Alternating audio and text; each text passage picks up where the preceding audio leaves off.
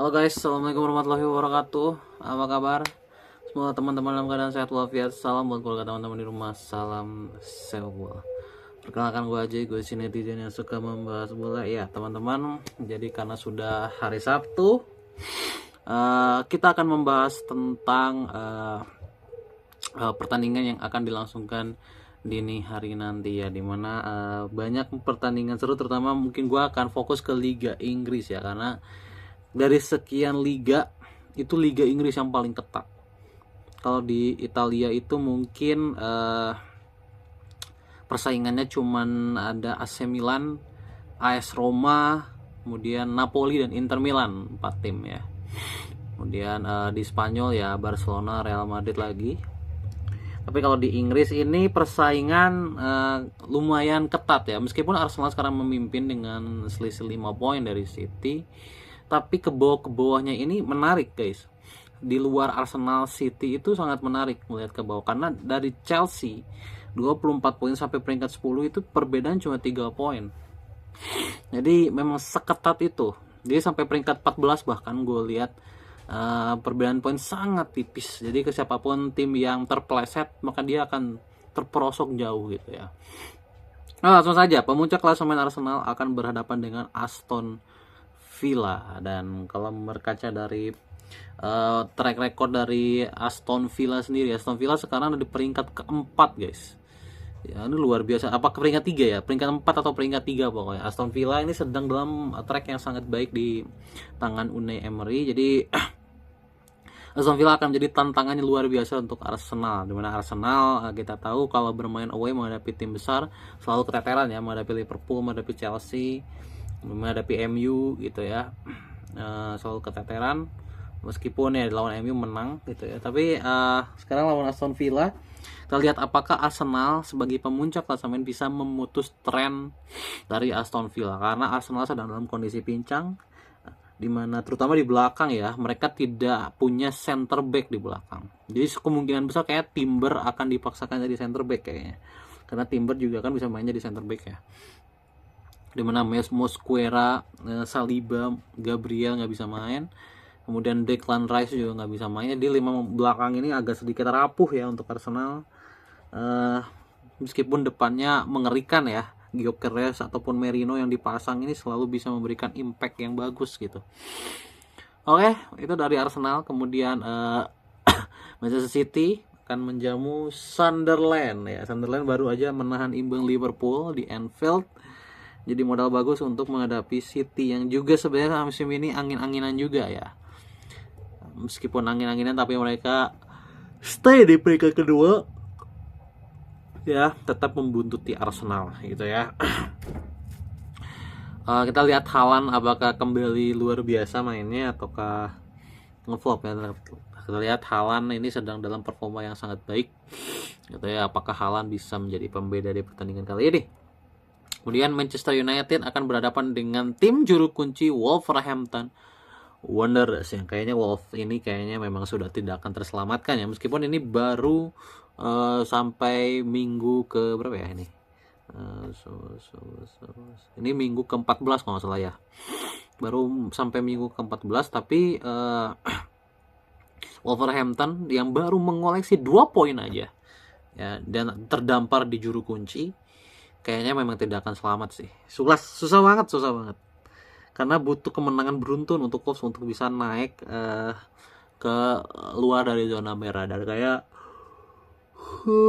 Wolverhampton harus turun kasta ya. Melihat dari performanya juga yang sangat buruk ya, striker mereka juga sangat buruk performanya. Akan menjamu Manchester United, dan harusnya ini easy 3 poin untuk MU yang akhir-akhir ini kembali sering terpeleset ya. Kemarin imbang lawan West Ham, sangat disayangkan gitu ya. Kemudian Liverpool akan berhadapan dengan Leeds United ya, akan dijamu oleh Leeds. Ini harusnya pertaruhan untuk Arne Slot ya, karena mau bagaimanapun gue rasa tren buruk ini harus diputus ya, dan salah satu kunciannya adalah memecat Arne Slot gue rasa gitu ya. Bukan tanpa alasan kenapa Slot dipecat, meskipun dia di awal-awal bagus, tapi menangnya pun kalian tahu sendiri tidak meyakinkan, selalu mendapat gol di menit akhir. Dan ketika itu tidak terjadi, Liverpool tidak mendapat poin. Jadi so far di satu musim ini Arne Slot sangat mengecewakan. Ya, meskipun kita belum keluar dari 10 besar ya, tapi ya terdampar di papan tengah menurut gue udah kemunduran yang sangat luar biasa. Apalagi kita mendatangkan banyak pemain berkelas ya, Isak, Ekitike, Wirtz gitu ya, Frimpong, Kerkes, Mamasvili dan segala macam gitu ya. Gue rasa tanggung jawab tetap ada di Arne Slot, meskipun ya gue harus menyalahkan lini belakangnya juga, karena lini belakang sangat buruk gue rasa. Van Dijk, Konate ini sekarang benar-benar another level ya, benar-benar berbeda level dibanding Van Dijk, Konate yang sebelumnya sangat solid, tapi di musim ini mereka salah satu yang terburuk defense-nya di musim ini di Liga Inggris. Jadi terlihat ya. Kemudian Chelsea yang akhir-akhir ini juga terpeleset terus, akan dijamu oleh Bournemouth ya, salah satu tim kuda hitam di musim ini. Kita lihat Bournemouth dengan Semenyo-nya ya, apakah bisa untuk meredam Chelsea yang baru aja kalah dari Leeds ya. Karena dari Leeds 3-1 kemarin. Harusnya gue prediksi ini imbang sih Bournemouth sama Chelsea ya, karena Bournemouth juga trennya sedang tidak stabil, Chelsea pun tidak stabil. Jadi ini dua tim yang cukup tidak stabil ya gue rasa untuk semuanya. Kemudian Tottenham yang terdampar di peringkat 12 ya, ternyata pergantian pelatih tidak merubah apapun untuk Tottenham Hotspur, akan menjamu Brentford ya.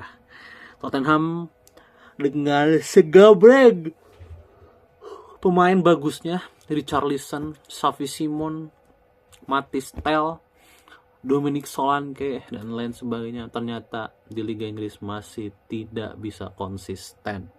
Meskipun sudah berganti pelatih dari Ange ke Thomas Frank, ternyata dia pun tidak stabil ya secara mengangkat performa Tottenham Hotspur. Jadi gua rasa Tottenham mungkin bisa untuk meraih kemenangan menghadapi Brentford, yang benar Brentford juga tidak dalam kondisi yang stabil sebenarnya gitu ya. Oke, kemudian Real Madrid dan Barcelona juga masih memacu motornya nanti di akhir pekan, di mana Barcelona sekarang kan unggul ya. Barcelona unggul atas Real Madrid di papan klasemen, tapi semua bisa terjadi ya. Ini kan Barcelona sekarang mulai meraih hasil positif karena Rafinha-nya udah balik ya. Rafinha balik, Dani Olmo udah balik lagi, dan mereka juga memberikan impact yang bagus sekali gitu ya. Jadi gue rasa kalau Barca tidak banyak pemain cedera, gue rasa akan mulus-mulus aja, karena Barca dibanding dengan Madrid itu skuadnya masih lebih gemuk Real Madrid. Jadi Barca ini benar-benar harus bisa menjaga sekali menjaga sekali pemainnya agar tidak tercedera gitu. Agar tidak cedera, karena ternyata terbukti tanpa Rafinha, tanpa Olmo, tanpa Trola, Yamal gitu, Yamal juga masih cedera gitu ya. Mereka yang tidak perform nyatanya Barca mengalami kesulitan karena pemain-pemain yang menggantikannya tidak konsisten. Fermin Lopez tidak konsisten, Marcus Rashford tidak konsisten gitu ya. Jadi untuk Barcelona itu aja kan. Kalau Real Madrid kan meskipun mereka banyak pemain cedera, kayak sekarang Theo Carvajal cedera gitu ya, tapi kenyataannya Madrid punya kedalaman yang jauh lebih bagus dan jauh lebih banyak gitu. Jadi kuncian Barca gue rasa adalah cederanya harus dikurangi gitu ya.